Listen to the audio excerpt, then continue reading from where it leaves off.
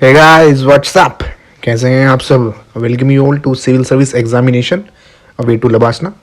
और हम देख रहे हैं चैप्टर नंबर 45 फाइनेंस कमीशन, जो हमारे लक्ष्मीकांत का 6th एडिशन चल रहा है। तो देखते हैं जो आर्टिकल 280 हमारे संविधान का वो प्रोवाइड करता है फाइनेंस कमीशन, जो कि क्वाजी फेडरल नहीं क्वाजी जुडिशियल बॉडी है। तो जहाँ पे भी ये क्वाजी वर्ड आता है दैट्स मीन्स कम, मतलब प्योरली ये जुडिशियल बॉडी नहीं है, but as a judicial body भी ये काम कर सकती है।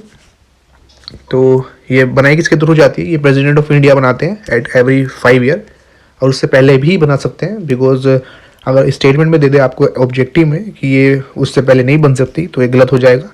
ये 5 साल में, हर 5 साल में प्रेसिडेंट द्वारा बनाई जाती है, उससे पहले भी बनाई जा सकती है जैसे ही प्रेसिडेंट साहब को नेसेसरी लगता है।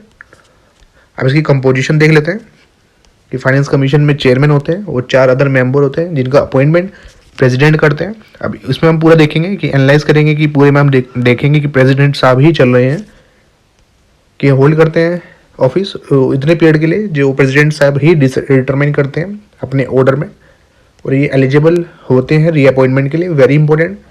और जो कॉन्स्टिट्यूशन ऑथराइज करता है पार्लियामेंट को कि वो डिटरमाइन कर सकते हैं कि क्या क्वालिफिकेशन होनी चाहिए जो कमीशन के मेंबर्स हैं और किस मैनर में उनको सिलेक्ट किया जाएगा। 2 चीज़ है पार्लियामेंट की, आप ध्यान रखेंगे। फर्स्ट है qualification and second is manner of election. ये manner of selection, not election. Accordingly जो पार्लियामेंट है उन्होंने क्वालिफिकेशन जो है यहाँ पे बताई गई है रिगार्डिंग चेयरमैन और अदर मेंबर। अब जो चेयरमैन है वो पर्सन होना चाहिए जिसका एक्सपीरियंस हो पब्लिक अफेयर्स में, और जो 4 अदर मेंबर हैं वो होने चाहिए जो सिलेक्ट हों फ्रॉम अमंगेस्ट द फॉलोइंग। जो नीचे 4 हैं, फर्स्ट चेयरमैन का आप याद रखेंगे कि पब्लिक जो अफेयर्स हैं उसमें एक्सपीरियंस। अब फर्स्ट जो और मेंबर्स हैं कि जज होने चाहिए हाई कोर्ट के, नॉट ऑफ सुप्रीम कोर्ट, या वो कोई पर्सन जो क्वालिफाई हो हाई कोर्ट का जज अपॉइंट होने के लिए। ऑलरेडी चैप्टर में डिस्कस कर चुके हैं कि वो 10 साल के लिए judicial office, citizen of India, सब चीज़ें। सेकेंड है कि जो स्पेशलाइज नॉलेज लगता हो फाइनेंस की और अकाउंट गवर्नमेंट की, जिससे वाइड एक्सपीरियंस हो फाइनेंशियल मैटर में और एडमिनिस्ट्रेशन में, और जिसके पास स्पेशलाइज नॉलेज हो इकोनॉमिक्स की। तो ये 4 कंडीशन है। और ऊपर चेयरमैन की एक्सपीरियंस पब्लिक लाइफ के अंदर, पब्लिक अफेयर्स के अंदर, और ऊपर जो ये हमने पढ़ा है कि ये सब स्पेसिफाई किसने की है, तो पार्लियामेंट ने स्पेसिफाई किया qualification and second the manner of selection. And ऊपर कि जो कॉन्स्टिट्यूशन ने ये ऑथराइज किया था पार्लियामेंट को, तो हम देख रहे हैं कि ऊपर जो अपॉइंटमेंट का है वो सभी प्रेसिडेंट के पास पावर है। देन जो ये manner of selection plus qualification है ये पार्लियामेंट डिटरमाइन करता है। तो दोनों ये बात आप ध्यान रखेंगे। अब है फंक्शंस की बात, तो ये डिस्ट्रीब्यूशन करता है, एक होता है वर्टिकल, एक हॉरिजॉन्टल, कि जो सेंटर से स्टेट को मिलता है अमाउंट, तो डेट इज वर्टिकल डिस्ट्रीब्यूशन। तो जो है वो है एट प्रेजेंट फाइनेंस कमीशन, जो इनके 41% है, 1% घटा दिया गया है प्रीवियस से, 42% था पहले, बिकॉज जो नई ये बनी है जम्मू एंड कश्मीर लद्दाख इनके लिए। और जो हॉरिजॉन्टल डिस्ट्रीब्यूशन होता है वो है कि जो स्टेट है, तो जो 28 स्टेट में जो डिस्ट्रीब्यूट होगी जो amount, that is horizontal distribution of the revenue और फंड। तो ये है distribution net proceed of taxes to be shared between the centre and state. तो ऑलरेडी मैं आपको एक्सप्लेन कर चुका हूँ। नेट प्रोसीड का मतलब जो कैग सर्टिफाई करता है कि नेट प्रोसीड है कि जो cost of collection minus total tax में से कॉस्ट ऑफ कलेक्शन माइनस कर देते हैं। सपोज 100 रुपीज़ कलेक्ट हुए हैं, लेकिन उनमें से 20 रुपीज़ हमारी कॉस्ट ऑफ कलेक्शन लग गई कि 20 रुपये खर्च हो गए कि इस टैक्स को कलेक्ट करने में, तो टोटल जो नेट प्रोसीड आएगी वो 80%, मतलब 80 रुपीज़ आई है। ये एग्जाम्पल दिया है। और ये सर्टिफाई कौन करता है, इसे कैग करता है। तो जो इसका डिस्ट्रीब्यूशन है ये देखता है फाइनेंस कमीशन, सेंटर और स्टेट के बीच में, और between different state means horizontal as well as vertical distribution दोनों ही ये देखता है। और ग्रांटेड एड देते हुए कि जो भी प्रिंसिपल फॉलो हैं किए जाएंगे स्टेट को देने में बाय द सेंटर। तो आप ये डिफरेंस समझेंगे कि ऊपर हमने जैसे कि फंड का एलोकेशन हो रहा है, और जो ये ग्रांट होती है, जो ग्रांट होती है वो रिफंड नहीं करनी होती, रीपे नहीं करनी होती। तो ये आप ये बात ध्यान रखेंगे डिफरेंस। नेक्स्ट है कि कोई जो भी मेजर्स ले जाएंगे, ऑगमेंट मीन्स इंक्रीज करना, कि जो भी मेजर्स ले जाएंगे इंक्रीज करने के लिए जो स्टेट का कंसोलिडेटेड फंड ऑफ इंडिया है, जिससे कि वो पंचायत और जो म्यूनसिपैलिटीज़ हैं उनका रिसोर्स और बढ़ा सके।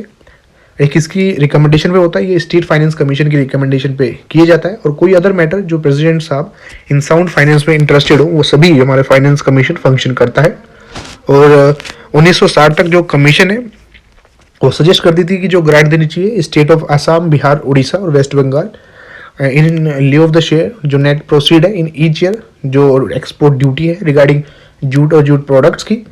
और ये जो ग्रांट्स थी टेम्परेरी 10 सालों के लिए थी कमेंसमेंट ऑफ द कॉन्स्टिट्यूशन से, मीन्स 1950 में कमेंसमेंट होता है हमारा कॉन्स्टिट्यूशन, तो 1960 तक ये थी, तो आपको उसमें क्रैम करने की रिक्वायरमेंट नहीं है और ये इंपॉर्टेंट भी नहीं है। और अब इंपॉर्टेंट है कि जो कमीशन ये सबमिट करता है अपनी रिपोर्ट प्रेसिडेंट साहब को, ये हाईलाइट इसलिए कर दिया गया बिकॉज ऑब्जेक्टिव में टेस्ट सीरीज में जनरली पूछ लिया जाता है कि कौन कौन से जो बॉडीज हैं प्रेसिडेंट साहब को रिपोर्ट देते हैं या पार्लियामेंट को डायरेक्टली देते हैं। और ये जो प्रेसिडेंट साहब होते हैं ये हाउस ऑफ द पार्लियामेंट के सामने रिपोर्ट रखते हैं विद मेमोरेंडा, एक्सप्लेन करते हैं कि क्या क्या एक्शन उस रिकमेंडेशन पे लेने हैं या नहीं लेने। अब देखते हैं एडवाइजरी रोल। और गाइस अगर आपने अब तक चैनल को सब्सक्राइब नहीं किया please hit the subscription button. और टेलीग्राम चैनल भी आप ऊपर सर्च कर सकते हैं @ लिखकर टिप्स फॉर IAS, तो लिंक बन जाएगा, या डायरेक्ट 10M एक्सपर्ट IAS आप सर्च कीजिए तो वहाँ पे आपको ये PDF आप सर्च करेंगे 10M एक्सपर्ट IAS से इंडियन पॉलिटी कॉन्स्टिट्यूशन बॉडीज, तो ये हाईलाइटेड इतनी सिंप्लीफाइड फॉर्म में मिल जाएगी। लेकिन जो आपका लक्ष्मीकांत का 6th एडिशन है ये सारा ही आपको एक पैराग्राफ फॉर्म में दिया गया है, ना ही हाईलाइटेड है, तो उससे क्या प्रॉब्लम आती है आपके माइंड में विजुअलाइजेशन नहीं हो पाता, दैट्स वाई आपके लिए वर्क ईजी किया गया है। अब देखते हैं जो एडवाइजरी रोल है, तो यहाँ क्लियरफाई किया गया कि जो रिकमेंडेशन है फाइनेंस कमीशन की वो केवल एडवाइजरी नेचर की है, वो बाइंडिंग नहीं है गवर्नमेंट के ऊपर। दूसरे शब्दों में कहें कि it is no way laid down in the constitution, कि कॉन्स्टिट्यूशन में कहीं भी नहीं लिखा है कि जो रिकमेंडेशन है कमीशन की वो बाइंडिंग होनी चाहिए गवर्नमेंट ऑफ इंडिया के ऊपर।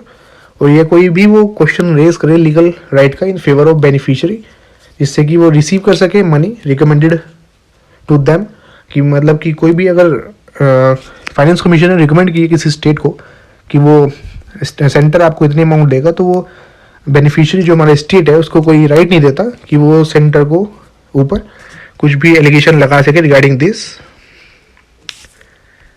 और जो PV राजमन्ना थे जो चेयरमैन थे 4th फाइनेंस कमीशन के, उन्होंने कहा है कि जो फाइनेंस कमीशन है ये फाइनेंस कमीशन ये कॉन्स्टिट्यूशनल बॉडीज़ है जो एक्सपेक्टेड है क्वाजी जुडिशियल, तो इसकी जो रिकमेंडेशन है government of India turn down नहीं करेगी अनलेस कोई कंपेलिंग रीज़न ना हो। तो कॉन्स्टिट्यूशन ऑफ इंडिया एडवाइस करती है, मीन्स परिकल्पना कि फाइनेंस कमीशन एक बैलेंसिंग व्हील है फिजिकल फेडरल इन इंडिया का, वेरी इंपॉर्टेंट पॉइंट,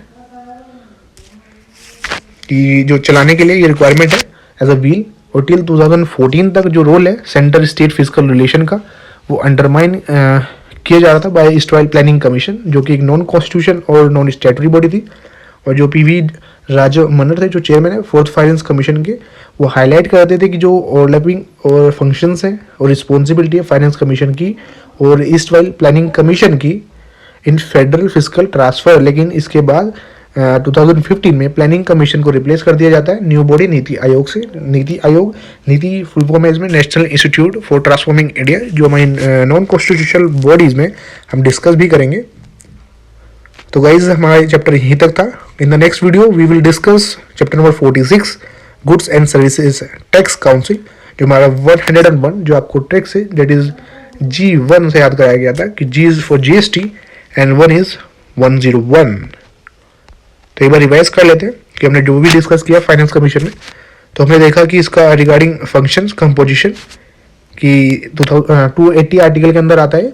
फिर इसकी जो कंपोजिशन है और अपॉइंटमेंट है कि एलिजिबल होता है अपॉइंटमेंट के लिए दोबारा, और जो पार्लियामेंट है वो क्वालिफिकेशन और मैनर ऑफ सिलेक्शन दोनों डिटरमाइन करती है। और क्या क्या बताया है कि हमने फिर डिस्कस किया रिगार्डिंग जो चेयरपर्सन है कि उसका एक्सपीरियंस होना चाहिए पब्लिक अफेयर के अंदर। फिर जो और मेंबर्स की क्वालिफिकेशन हमने देखी है। अब फंक्शन हमने देखे जो आपको नेट प्रोसीड बता दिया गया मैंने क्या होता है। और उसके बाद ये 4 फंक्शंस है और ये कमीशन जो रिपोर्ट है प्रेसिडेंट साहब को देता है, इसका एडवाइजरी रोल है। और जो हाईलाइटेड लाइन है बहुत इंपॉर्टेंट है कि कॉन्स्टिट्यूशन ऑफ इंडिया परिकल्पना करता है कि जो फाइनेंस कमीशन एक बैलेंसिंग व्हील है फिजिकल फेडरलिज्म इंडिया के अंदर। तो गाइस मिलते हैं नेक्स्ट वीडियो में, till then keep studying, thank you.